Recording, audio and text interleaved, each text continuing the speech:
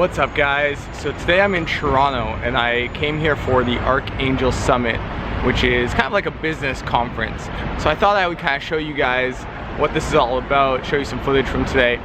In the background here, well, where am I going? You can maybe see the Toronto CN Tower. That's the Hockey Hall of Fame there in that building. But I just wanted to show you guys, like, going to conferences is one of the best ways that I've found to surround yourself by better people. So I'll show you some footage today, and I hope you like it.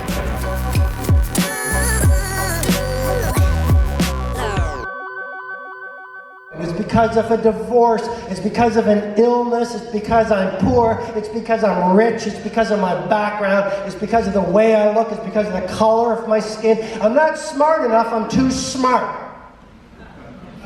I took an Uber down here. I said, can you turn on the air conditioning? I'm really hot, I went for a run. Oh, I'd like to run, I don't have enough time. You see, beneath every, I wish I could spend a day with you, but beneath every excuse lives a fear.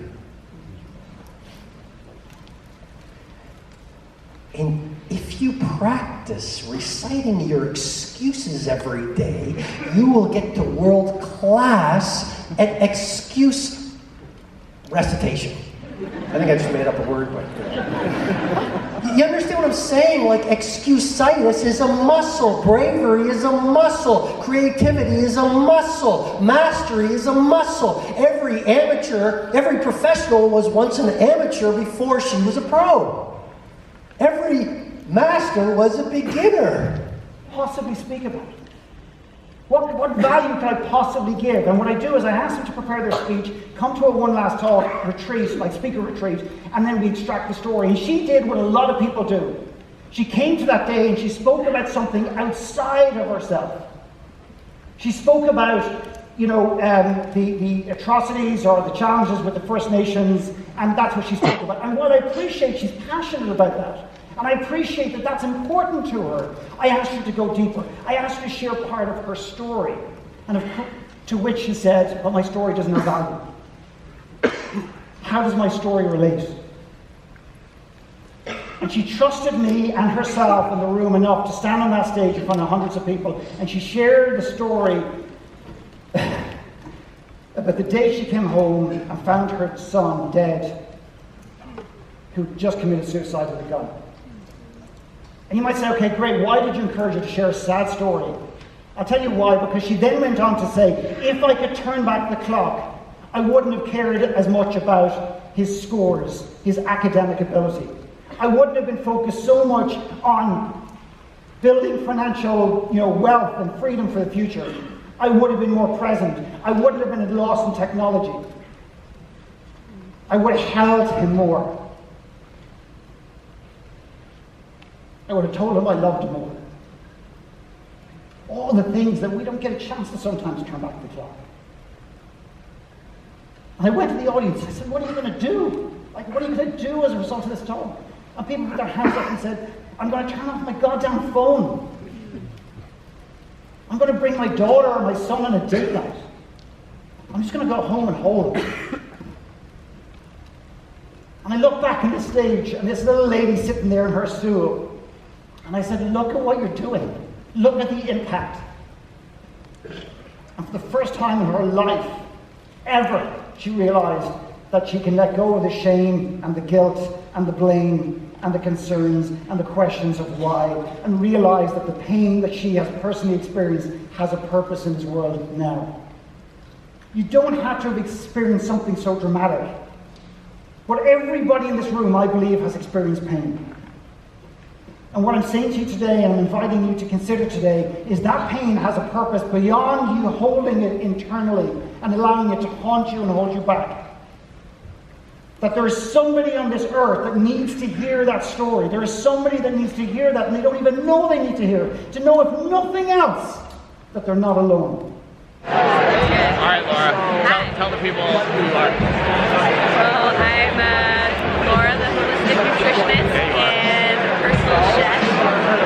And how can people find you? You can find me at freshandfrank.com. Last name Franklin, that's where Frank comes from. And your biggest takeaway so far from the event? been a lot so far. What is my biggest takeaway? Your greatest growth and everything you have to offer comes from your pain. So use that and tell your personal stories. Really important. Boom. Is time. We all have this. No matter how much money is in your bank account, you have this currency. How you choose to invest it, and I didn't say spend, I said invest, is the most important thing. And what I would tell you is to trade in this currency for the next one, which is your gift. Become more valuable. Stop watching Netflix and start figuring out how to become more valuable to the people you love. And now here's where it gets fun, and here's where the most successful people who are aligned and fulfilled, not just successful financially, because that's bullshit. They trade in their gift for relationships. Who you surround yourself with is uber, super, freaking important. And then this is where it gets exponential. You trade in this currency for the last one. You can call it your personal brand, your reputation. That's where the magic lies.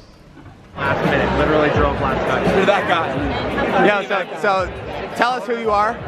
I am Cam Adair's right-hand man. Yep. Joshua Barry. How can people find you?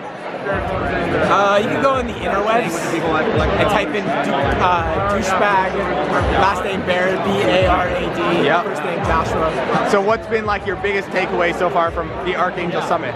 My biggest takeaway from the Archangel Summit is that before one of your best friends runs an event, you go to the gym before the event so that you miss the event like Cam did. So I ran an event yesterday for an amazing group of people, and Cam was supposed to be there, but he decided not to be there because he had to go to the gym and work out. Fuck you, Cam. Fuck you. That you're so nice and you're so amazing that you actually wrote a handwritten letter, that you're all of a sudden one of the great fucking human beings on earth because you wrote a fucking letter. And in reverse, if you did that same thing via text, you're fucked.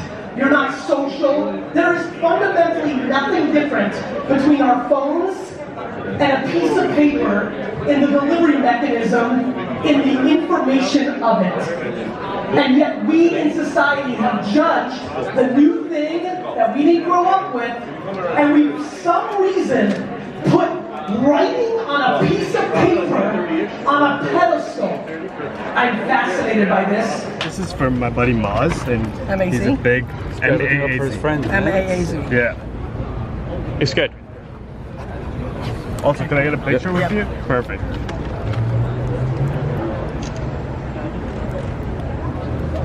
All right, so just got back home.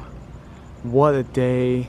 I went to the Gary Vee dinner and then I went to the Gary Vee meetup. It was totally crazy, like 70 people there just from a one kind of Twitter post.